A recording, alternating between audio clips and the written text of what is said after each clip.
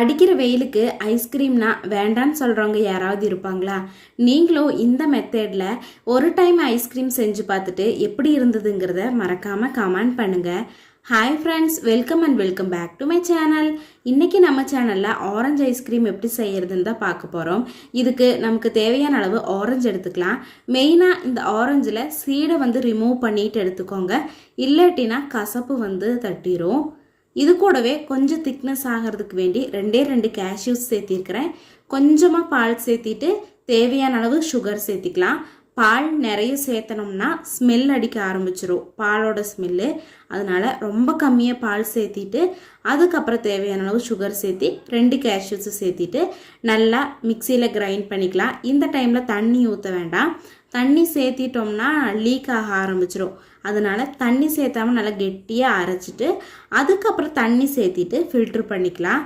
தண்ணி சேர்த்திட்டு ஃபில்ட்ரு பண்ணோம்னா தான் அது ஃபில்ட்ரு பண்ணுறதுக்குமே கொஞ்சம் ஈஸியாக இருக்கும். அப்படி இல்லைன்னா ரொம்பவே திக்காக இருக்கிற மாதிரி இருக்கும்.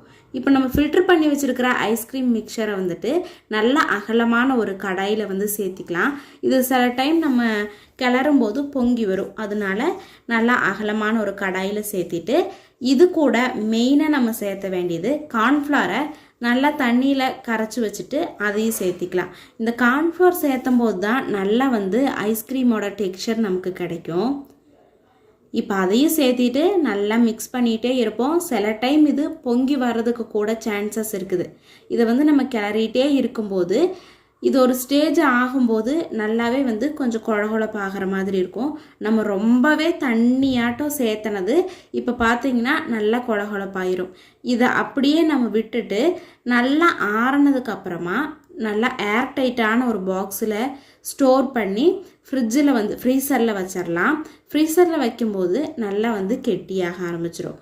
ஒரு 2-3 ஹவர்ஸ்க்கு அப்புறமா எடுத்து இனியொரு டைம் மிக்சியில் நல்லா கிரைண்ட் பண்ணிவிட்டு சேம் அதே பாக்ஸில் இனியொரு டைமும் நம்ம சேர்த்து ஃப்ரீசரில் வச்சிடலாம்.